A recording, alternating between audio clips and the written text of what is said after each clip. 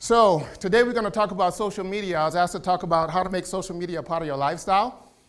And when I thought about that before I responded, I had insight that I thought would be useful, and it kind of framed how I would present the idea of social media to you today. So I was taught a long time ago that those that know how will always work for those that know why. And he went on to say that those that know how will rely upon the guidance and the vision and the wisdom of those that know why.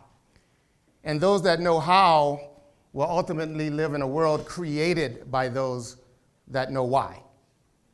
So we're going to approach how to make social media a part of your lifestyle by helping you understand why.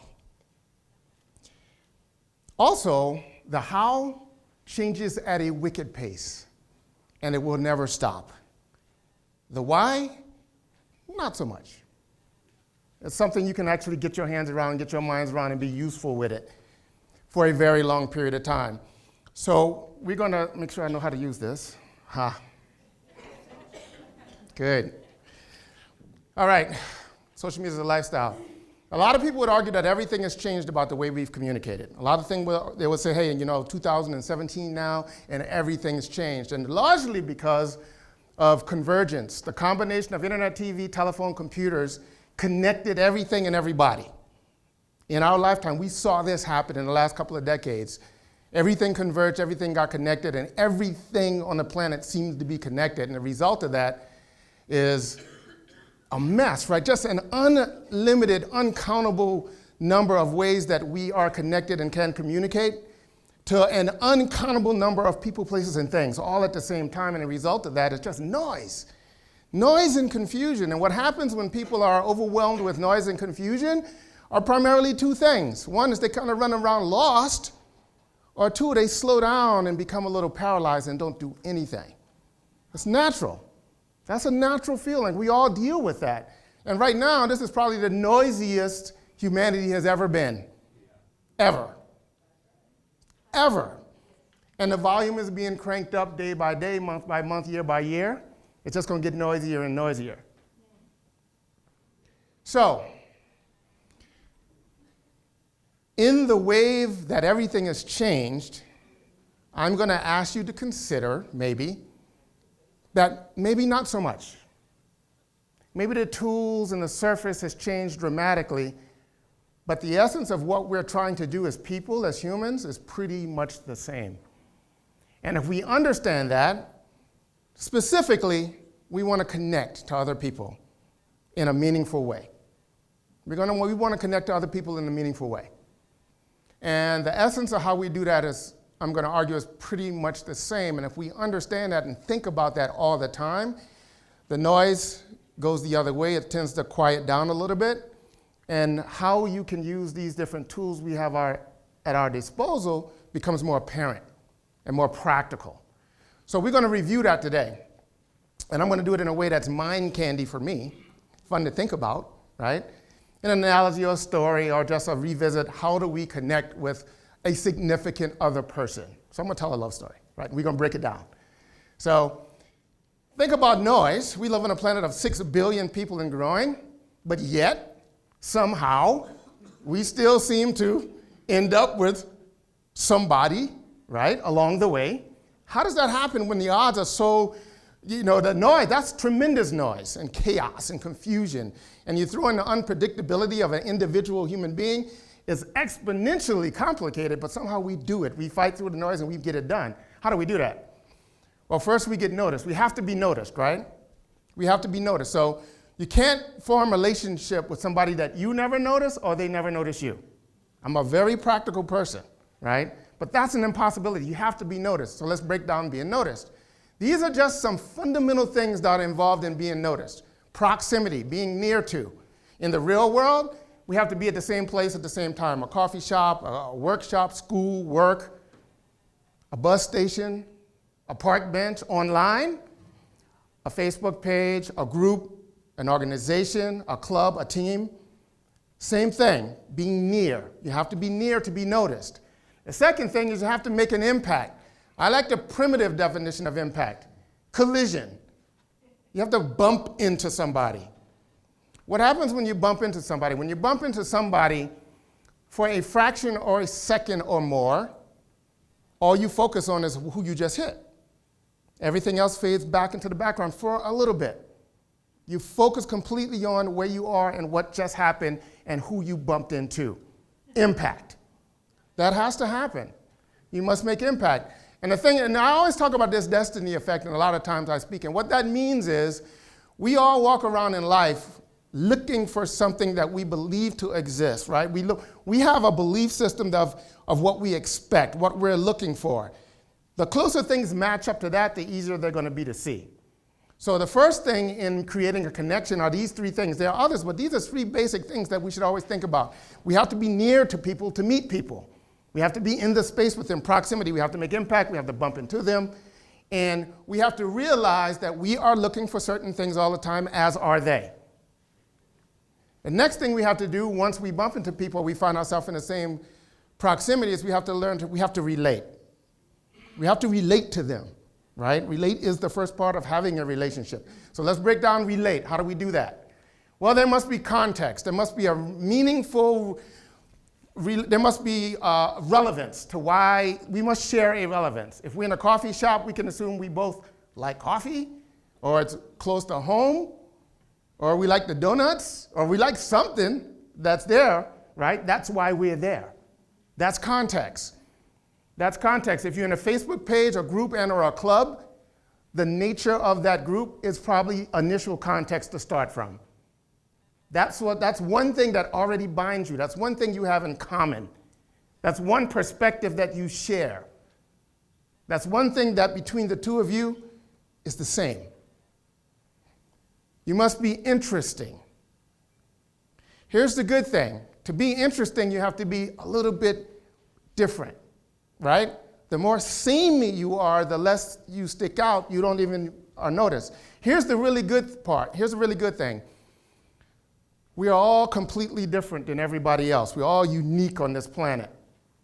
So if you focus on being yourself, you're going to probably be slightly different than everybody else you ever encounter. And that slight difference probably will be interesting. Focus on being yourself. You'll be amazed, maybe not, how many of us live our lives trying desperately to be somebody else, to be them, they, in hope to be found more interesting when actually the opposite is true. Be you.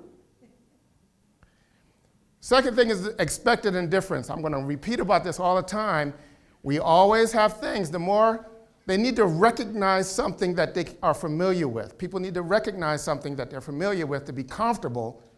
But at the same time, you need to be slightly different to be interesting, right? So that's good thing about that is that's where context and your uniqueness, your personality, are massively synergistic. Context will be expected. That gives you something in common, remember? That gives you something that you both share. We're in a coffee shop together. We're in this I Love German Shepherd group together. We have that in common. But hey, I'm me, I'm unique, I'm special. This is who I am as an individual. That's different enough to be interesting. So now you have two of the components. You have something expected, something understood, something shared, and something slightly different. This is critical to be building a relationship. A lot of these things are, well, pretty obvious, but most people never slow down their lives to think about them and turn them into a functional tool. You have to have a repeatable pattern if you're going to have a relationship. If I go to a coffee shop one time and meet a fantastic person and never return to that coffee shop, we never see each other again, nothing goes beyond that first meeting. You have to have a repeatable pattern just to satisfy the value of proximity. You also have to have a repeatable, let's break down what's inside a repeatable pattern. So when you have a repeatable pattern, when you show up on a regular basis, when you are there, when you are something that repeats over and over and over and over again, it gives you the opportunity to be understood. You know, if you meet somebody for 5 minutes on an elevator, they're not going to understand who you are by the time you get from the 10th floor to the 5th floor. They may be interested, they may some things that happen, but they will not understand who you are, nor you understand them. It takes a while to do that. That's the value of a repeatable cycle. That's the pattern of being repetitive. That's the value of consistently doing something over and over and over. I call it like a heartbeat. If there's no repeatable pattern, if there's no heartbeat, it cannot live, right? That also gives you and the people you're communicating to a chance to be appreciated. That comes after being understood. Now that I understand you, I appreciate you, or I appreciate these things about you. Simple stuff, if you slow it down and think about it and break it down. Here's another big thing. This is huge in leadership, by the way. Predictable. It's actually taught in Marine Corps leadership training. You must be predictable to be an effective leader. But in regular life, the predictability of people is a part of the relationship, is a part of the attraction. If I can know that, hey, every time I meet John, every time I meet Stan or whoever it is, I'm going to laugh. That's a prediction. Every time I meet that, the brown-haired girl at the coffee shop, we're going to have an interesting conversation. That's prediction. Prediction is a huge part of what makes us feel comfortable and what makes us feel safe and what excites us. Your ability to anticipate, your anticipation of what's going to happen. It's vital. You must be predictable. Not only do you must be predictable, you look for predictability. You look for it, whether you're aware of it or not. The reason you hang out with the people you hang out with is because you've predicted how the hangout session is going to go. The reason why you avoid the people you avoid is because you've predicted how the hangout session is going to go. And you don't like it. Predictability is critical. When you do all these things, you get the possibility of being valued and valuing. Now that I have value in you, now that I see value in you, everything changes. Now that you see value in me, everything suddenly changes. And now you have a relationship. Now you finally have a relationship. And a relationship can be light. It doesn't have to be romantic. It doesn't have to be deep, but you have a relationship. But on this ship, I like to put things into physical models so I can think about them in interesting ways. But now that I found somebody that I can relate to, we're sitting on the same ship, right? Now that I found somebody I can relate to, we're sitting on the same ship. And because we're on the same ship, it opens up the doors for a lot of things to happen that wouldn't normally happen if we were in our busy lives running around on different boats, going different ways. It settles it down. It's just us together now. Now, when you're in a relationship, these are some of the things that start to happen. You create exclusive interactions. You make time for the interactions. Everything changes now, right? And you personalize your content and context. You even create your own language in some way. That's what an inside joke is. That's something between you and this person that, because of all of your background and relatedness and all the things we're talking about, humor exists between you and two that you innately know wouldn't make sense to anybody else outside of this boat because they don't know what we know. That's the nature of relationship. That's powerful stuff. And now we're talking about where you're literally connected to people. And this could all happen with you being here and the other person being in China. I use the coffee shop because it's physical and it's easy for us to digest mentally. It doesn't matter. If you go through those things, proximity, repeatable pattern, expectation, context, the same relationship is going to form, and the next thing you know, you're going to have an inside joke with somebody from Canada, from somebody from China. Because y'all actually have a relationship, although you're separated by 8,000 miles, whatever it is. Once we start getting these relationships, it's natural for us to start organizing these relationships. We form groups. We form groups. So I have a group of people that the context and our relatedness and what we talk about is all about combat, martial arts. That's a group of people, right? But the language and the tone and the humor and the sarcasm and the metaphors we use in that group might not make sense at all to my other group that we're interested in something completely different. We have these different groups of people that we can now in our mind or in the real world or in social media start to put together in logical, contextual related groups, right? So now I have all the people that we have all these things in common. I kind of have them grouped together in my mind and sometimes in social media. I have a group or I have a team or I have an organization.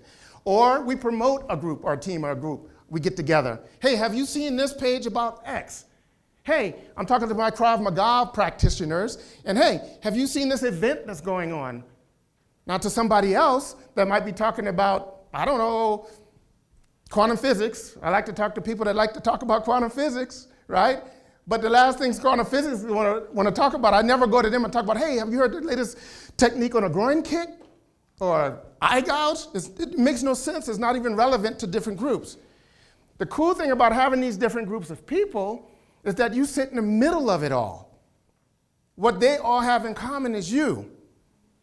And you can form your communication to be relevant to the different groups because now you know, you understand that world. You understand that group, right? You don't always talk the same way. You don't always use the same references. Well, you shouldn't. Well, my suggestion, I can't tell you what you should do. My suggestion is not to always talk to everybody the exact same way. Are you being fake and phony? No, you're actually being more genuine in the context of the people you're talking to. We're all multifaceted.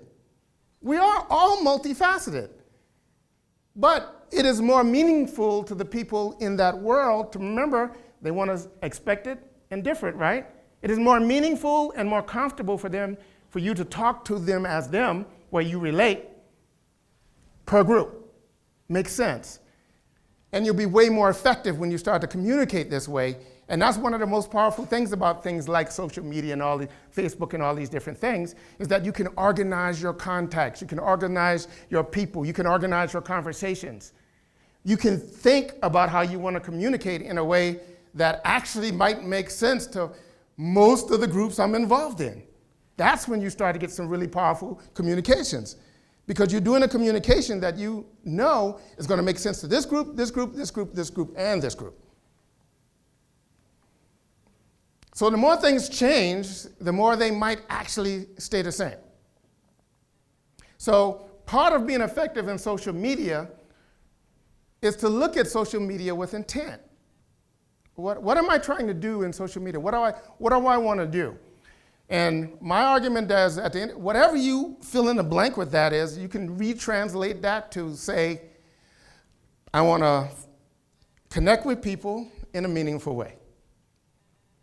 Is that your mission? If you stay true to that as a mission, a lot of the tools and features and bells and whistles of Facebook, even version 30 or whatever, 5 or whatever it is on now, I don't even know, it's going to keep changing. Everything's going to keep changing, but it won't matter. It won't matter. Because what you're trying to do is connect to people in a meaningful way. And when they come out with a new feature, then you can clearly say, okay, great. How can I use this new button that does this thing to connect with a person in a meaningful way? How can I use this new button to aid my proximity, increase my repeatable pattern, right? Now that if you just try to leverage the fundamentals, you're going to always be okay. Regardless of how crazy and chaotic it gets up at the top, you're going to be fine. So now that we know that, now that we create this theory, because I don't know what we know, but now that we have this theory that, wow, we might be able to break the essence of connecting to people in a meaningful way down into strategically identifiable actions, then it makes sense that, well, maybe we can be systematic in our approach to connecting to people in a meaningful way. Now we're talking about some uberly powerful things, right? Now we're taking randomness out of connecting to people in a meaningful way, and we're going to purposefully do it in a massive way. So let me try to help inspire you to think about your approach to connecting to people from a system point of view. Let me help sell a system to you. That's my intent right now. Try to sell the idea of taking a systematic approach Well, to anything. My personal philosophy is if you can take a systematic approach to anything, it's better than a non-systematic approach for a whole lot of reasons. Maybe I'll talk about that on the next conference. So I'm going to share with you something I learned, oddly enough, from Marine Corps officer marksmanship training. At the time, I thought they were teaching me how to better and more successfully put bullets in a target. As I got older and wiser, I realized that that actually was instruction on how to just be more successful in life. Came to me decades later. So I'm going to give you what I evolved that class into being about. This is a picture of you looking through the back of a rifle scope. It looks something like this. You have a little thing, a little aperture. You have these little things that you look through, and it helps you align the rifle in such a way that the bullet goes where you want it to go. If you put a target downstream, you get that rifle kind of in the middle. If you get the picture to look right, they actually call it a sight picture. If you get the right sight picture, the bullets are going to go where you want them to go. Now, if you can imagine, if you back that target way into the distance from the rifle, it's going to get much smaller. Everybody see that little piece? It gets smaller. And the further away it gets from where you are, the smaller it gets. Okay. Here's a phenomenon, and here's the big dose of education that I got. So they teach you how to sit and how to stand or how to lay with a rifle and how to put bone-on-bone structure and slow down your breathing and relax and do all these things to slow down as much of your body movement as possible. But then they go on to tell you that no matter how good you do it, when you look through this, if the target is far enough away, the target will be moving around because you cannot be perfectly still. It's impossible. Even when you slow your breathing down, slow your heart rate down for a super marksman, there's still movement that you can see. And they tell you one of the most profound bits of instruction that I realized as a later older man was they tell you to relax and accept the wobble. Yeah. Trust the system. Because here's why. They say relax and accept the wobble. Just accept the wobble. Relax and accept the wobble. Here's why. Because it is moving around. It is moving around. But if you relax and accept the wobble, if you chase what you see, if you just chase what you look at, the moving around target, they call that chasing the bullseye. And this is tend to be what happens when you do that. The bullets fall outside of the target because you're chasing what you see. So if you chase what you look at, if you chase literally what you physically look at, you will never hit the target. Your bullets will be off outside of the whole target, even though you are literally doing your best to chase and hit what you see. But if you relax and accept the wobble, your bullets are moving around, but they're moving around inside of the bullseye. Inside of the bullseye. So, when I talk about this concept of relaxing and relying upon systems, now all the change and create chaos you have in your life won't be as stressing, won't be as taxing, right? If you take a systematic approach to recruiting people in this business, let's talk about recruiting and sales part of it for a second. Now that you know that, hey, I just need to rely upon the system, relax and accept the wobble, I'm on the bullseye, I'm on target, then the wobble doesn't stress you out. The people not showing up when they said they were, wobble, right? The people that don't get excited about your product like you thought they might, wobble. That doesn't mean you're off target at all. That could actually mean you are dead set on target. If you just rely upon the system, let the system work for you, you could be dead set on target. The further off your target is, the more wobble you're going to see. The more wobble you're going to see. This is a skill you must accept, adopt, and learn. It's a concept to get in your mind around, but once you do, you will look back in your history and like, oh, no wonder that didn't work. I was chasing the bulls. I was making decisions on what I see here locally, not what I was trying to get. Two different things. So what is a system? A system is just designed, is just anything you put together with the explicit purpose of creating a specific result. A lot of times when we say system, people think technology. That's not necessarily, a system could be language. A system could be how you think. the order in which you think, the sequence in which you think, the syntax. All of these are systems. We use them all the time. I'm just going to encourage you to think about it more. The more you think about it, the more sense it's going to make, the more you're going to want to I try to apply systems to everything possible in my life, right? Because it makes it trackable, it makes it repeatable, it makes me feel comfortable. So one of the byproducts of taking a systematic approach to anything, let's expand it beyond social media, one of the byproducts is now, especially when you throw in the marksmanship example and you understand that you could be doing everything right and that thing just moving around, but you're still dead set on target, it should make you feel better, and that's critically important. It should make you feel better about just everything, right?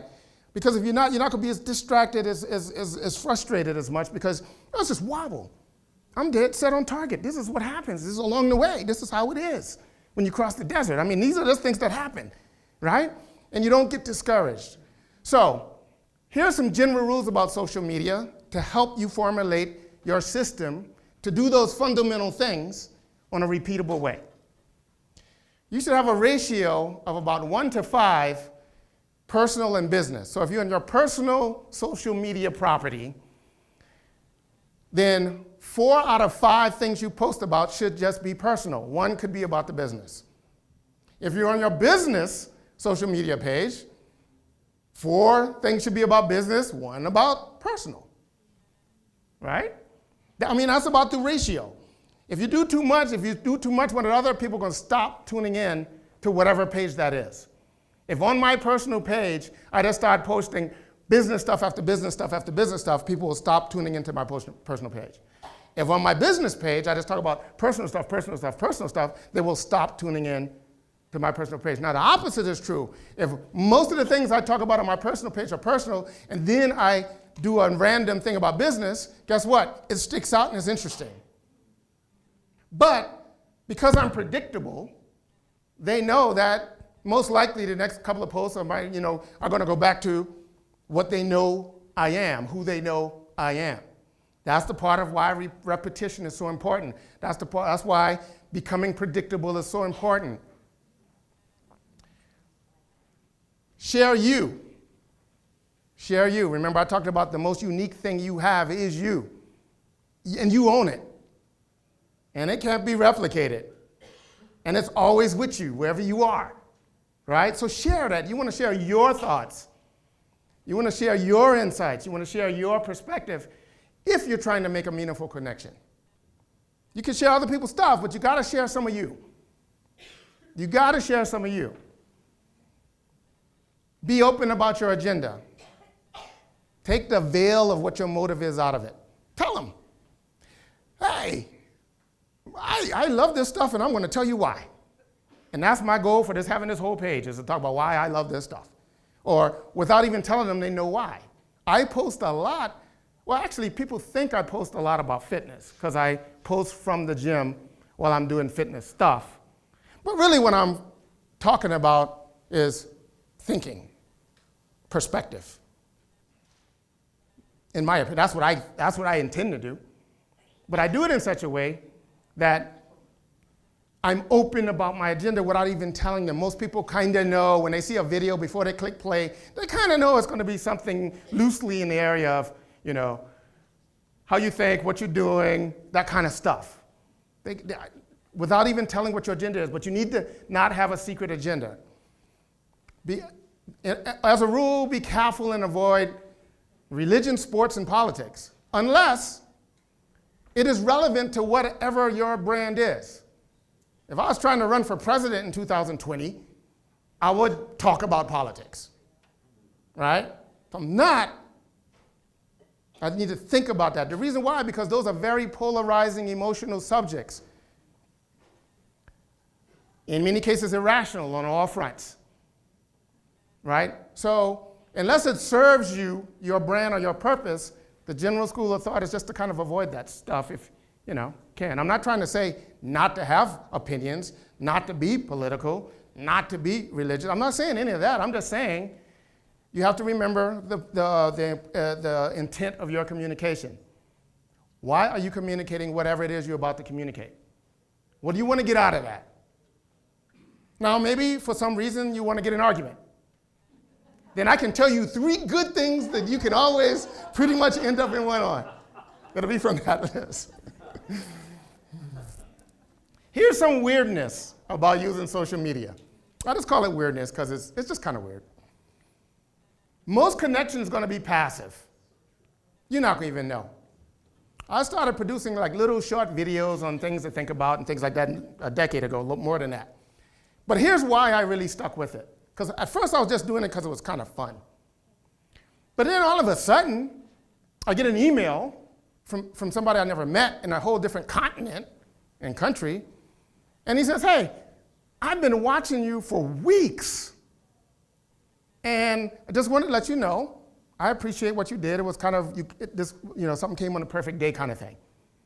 I had no idea. Never dawned on me. I only thought the people that responded, my little group of 10 or 15 people, were paying attention. Here's somebody from a whole different continent saying that, they see value. I made a connection and didn't even know it. So most of your connections are going to be passive. Only a fraction of people will bother to make a response. I see people all the time. I walk into the gym, they were like, that was kind. I saw what you did yesterday. I'm like, I didn't even know they paid attention. No idea. No idea.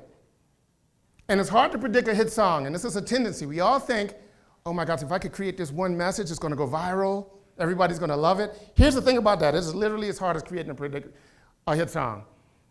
Because sometimes you can sit down and say, oh man, people are going to love this thing. It is so profound and poetic magic. Everybody's going to hear about it in 24 hours. And you can put it out there, and because most connection is passive, although a lot of people may appreciate it, crickets. But then, one day you're just going to be tired and you're going to see a half-bitten cupcake, and you're just going to post it, couldn't eat it all. And a gazillion people are going to like, share, and that thing's going to go crazy. Don't try to make sense of it. You shouldn't be doing it for the result anyway. You shouldn't be doing it for them anyway. Part of it should be, that's on there. I forgot I put that slide up there. Do it to satisfy you. Do it to satisfy your natural need to want to share you with the rest of the world, something or your perspective. If artists are that way, the best artists don't create music. They don't sit down and write a song thinking, oh, this song is going to make them cry. They don't do it like that, right? They write a song that's meaningful to them. And because it's so meaningful to them, they are moved, and because they are moved, you are moved. Selfish in the most magnificent way, right? It's awesome stuff. Always remember that most of you are going to see a snapshot of you without context. In spite of your brilliance, they will not have been watching you for all of your life and know everything you've said and remembered it all. They're only going to take what they see in the moment for what they see in the moment. For example, believe it or not, there's a large number of people out there that actually don't know I am actually Batman. They just don't know that. So from time to time, I will get a private message, hey, what's with the Batman stuff? Where I casually reply, I'm Batman. But there's a whole nother group of people that know clearly and will tell you, I am actually him. Right?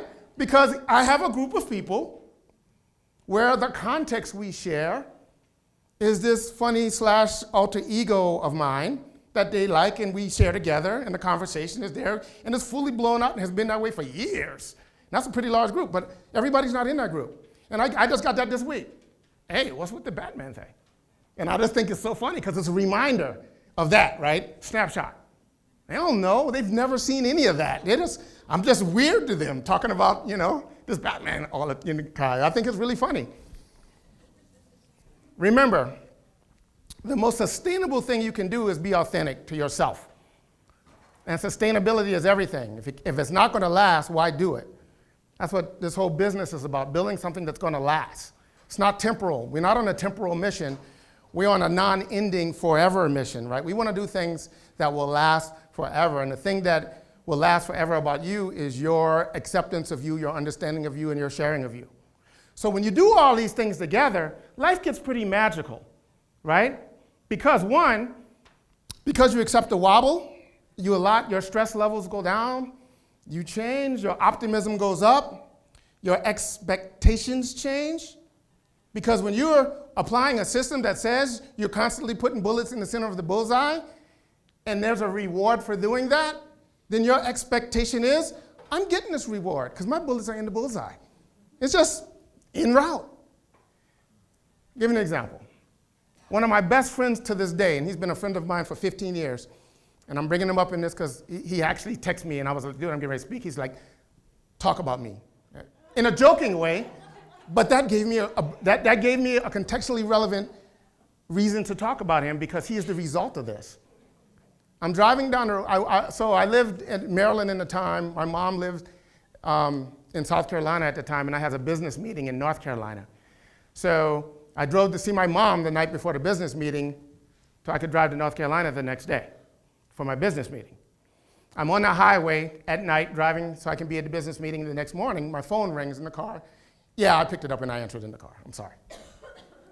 But I did.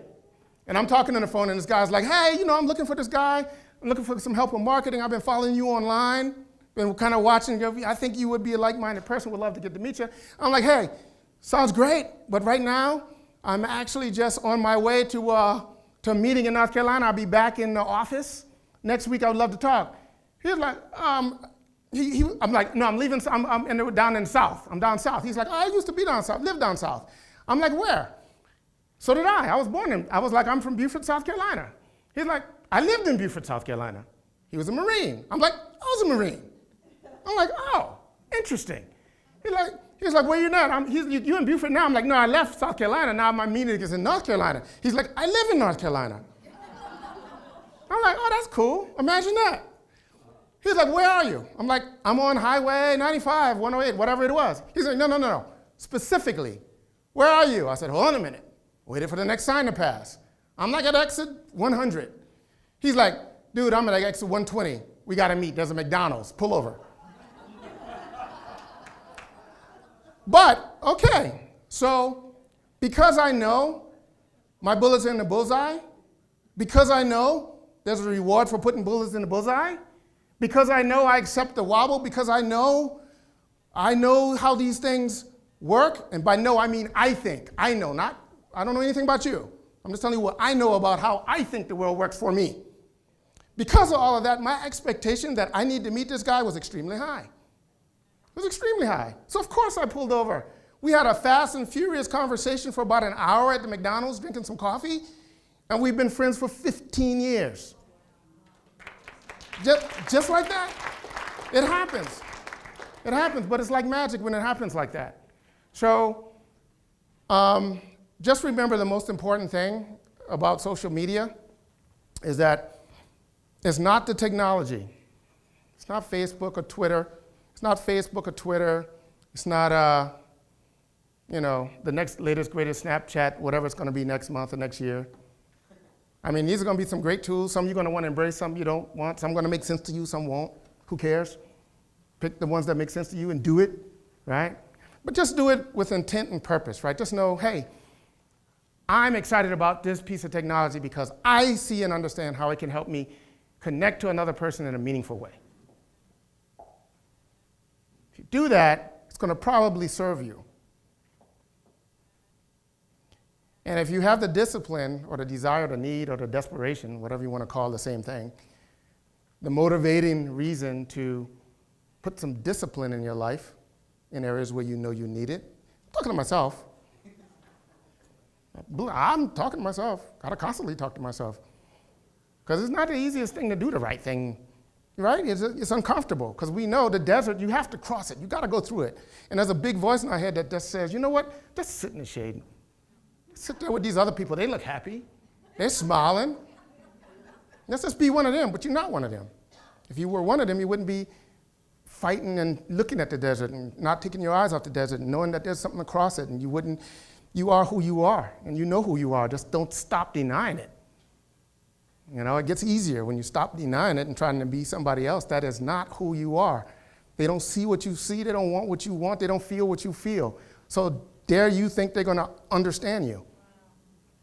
How dare you think that? That's not even fair, right? But they don't have to understand you. They're going to understand a smile on your face. your profound sense of satisfaction that they can't put their mind on why you're so freaking different. Why is your life seeming so much like my life, but you don't seem to be affected by it like I'm affected by it? And that's because you're living in yours and I'm passing through this point. You're living in this time and I'm passing through this time. It's two different motives.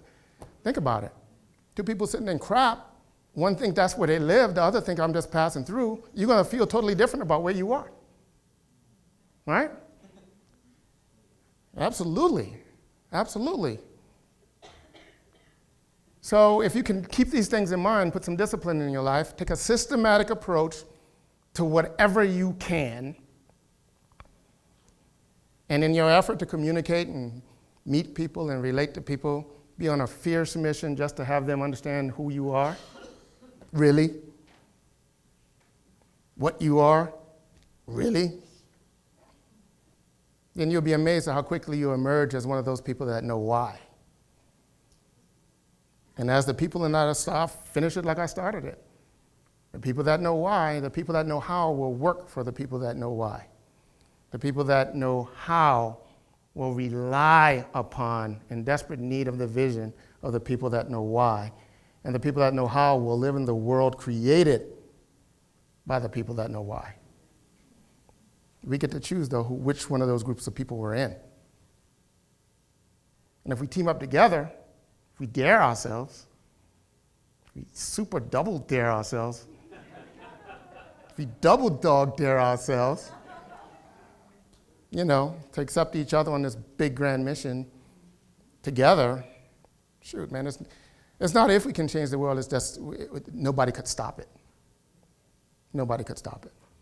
The world's already changed. We're just accepting the wobble till it happens. Thank you for your time and attention.